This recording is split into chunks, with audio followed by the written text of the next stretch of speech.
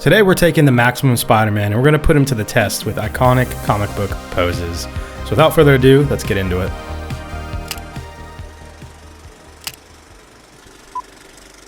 First up, we have this famous McFarlane cover. Okay, so starting off, I'm going to move his arms out of the way so we can really focus on his legs and getting him into the proper squat position. Luckily, he has these leg pull-down joints, so I can really get his knees up pretty high and get him into a nice squat position. I do like the way that looks, but I might come back to that in a little bit. Next up, I want to bring his arm down and get him hanging his hand over his leg like in the comic book. It took a little bit of adjusting and hinging his wrist down, and also getting his web shooting hand into the right position. With a few more tweaks, this is what we ended up with.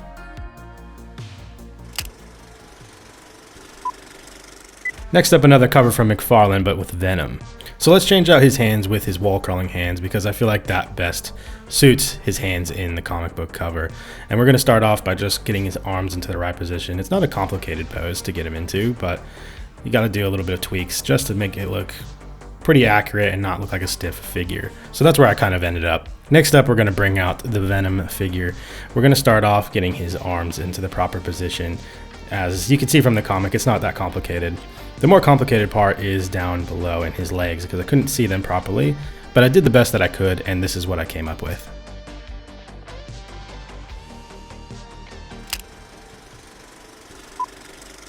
Next up is this cool Hobgoblin cover by McFarlane. Alright, so for this pose, let's put on one fisted hand and one wall curling hand, as I feel like these are the best hands for this type of pose.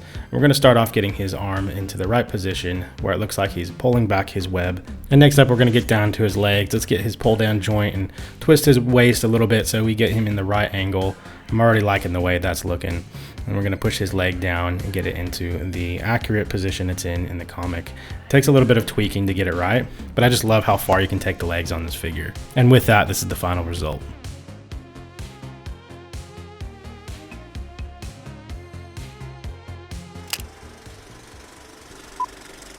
And next up, we have this iconic Amazing Spider-Man cover. So starting off, I turned his neck all the way around so he could look up a bit higher. It's just one of those tricks that you can do with this Spider-Man in order to make him look up a bit higher than he can when his neck is placed normally. And then the rest was just a matter of moving his arms and his legs into the proper wall crawling position to a place where I was pretty happy with. It wasn't 100% accurate, but I was quite happy with the results.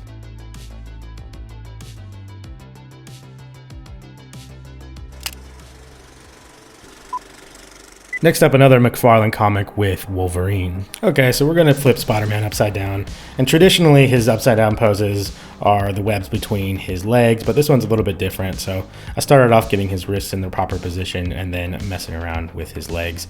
And like I said, it's not the typical upside down Spider-Man position, so his legs are a little bit angled in weird ways, but we got it into a place where I was quite happy. And then I pulled out Wolverine and got him into the proper pose, which wasn't too hard to do. And this is what we came up with.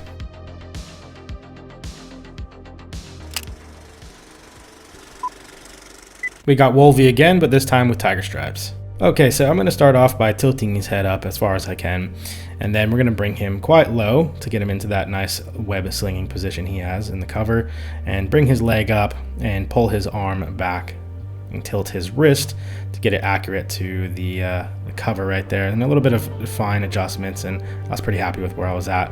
And then moving on to Wolverine here, we kind of had a little bit of an issue with getting him crunched down low, so I did the best I could and kind of had to reposition his leg, so I'm going to lose a little accuracy points for this one, but this is the result.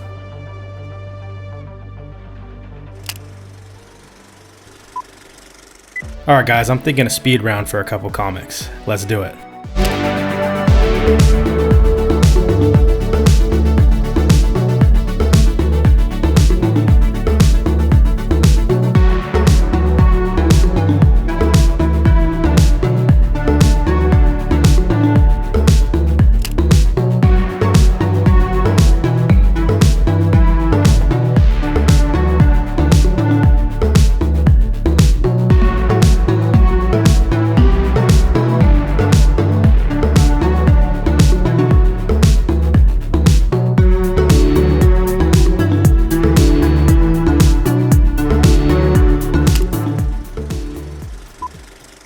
Let's finish off with the Amazing Spider-Man 350. Alright, so we're going to swap his hands out with the two web shooting hands, one of them with the actual web shooting out.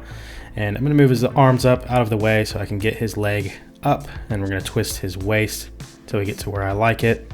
Bend his knees, get his other leg up, get it twisted with the boot swivel as well so the foot is in the same position as it is on the comic, and then just finish him off with a few more tweaks, making sure his arm's put back all the way and with his wrist rotated up with his web shooter.